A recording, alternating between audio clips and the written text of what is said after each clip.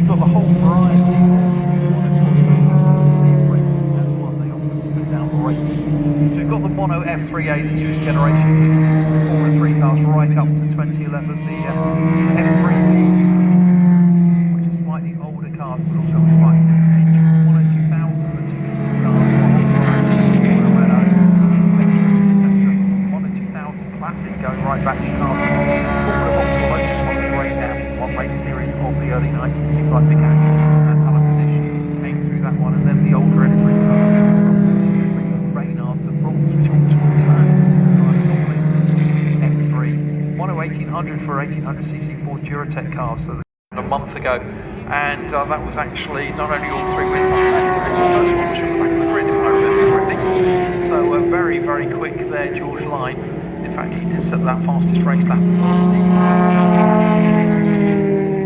Matt Alton was quickest, 1000cc Matt Ingson, sorry, who is actually currently on the outlap to set the quickest time.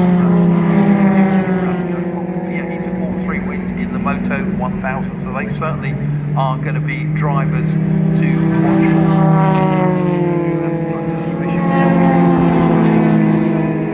What I think probably worth us keeping my eye on is car 62, Andy Garner.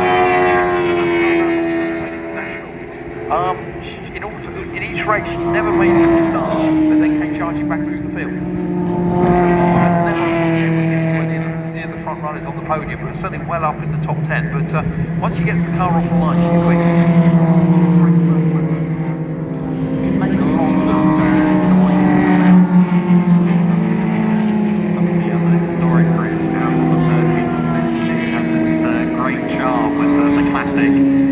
F3 engine notes echoing throughout the course of many of these cars, but then also you kind of get almost caught out, and I've had my head through already a couple of times. Someone running a Yamaha R1 nearby, and then realising that it's the Jamie Tanzer PR3 running past me. Yamaha 1000, yeah, 1 litre engine.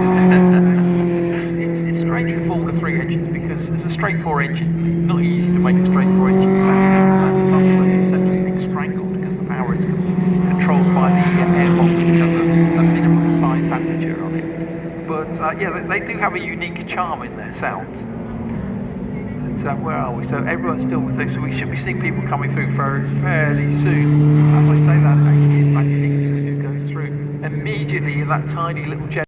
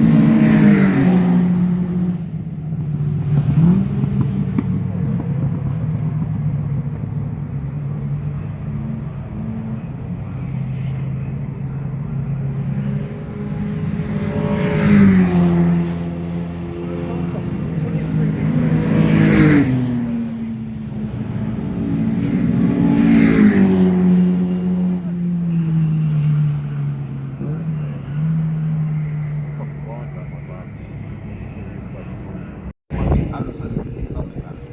It's going to be one of those things you see the drivers afterwards and they do, I did this. It's a great lap going on there. Down looking incredibly closely managed as they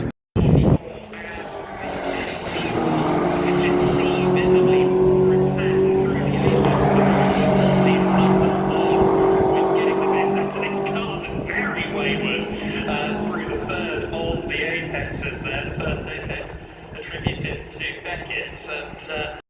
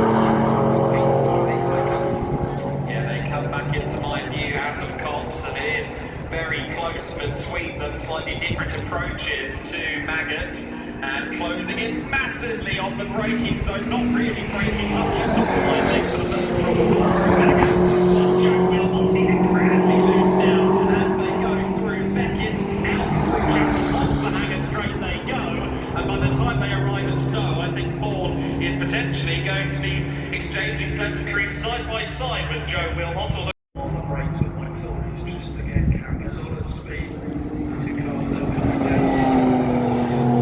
Again, it's speed down towards the start through the exit. Now they are very, very close now. Big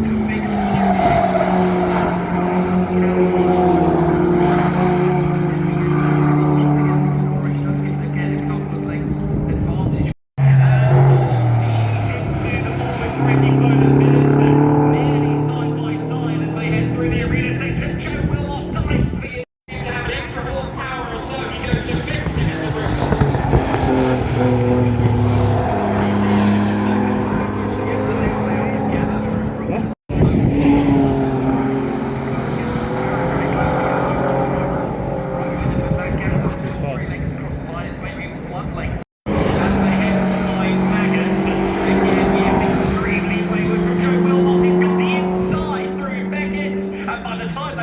Chapel and out onto the Hanger Straight with a move. Cars are rolling down nicely, 2 by 2. Waiting for the lights to go off, and now the lights come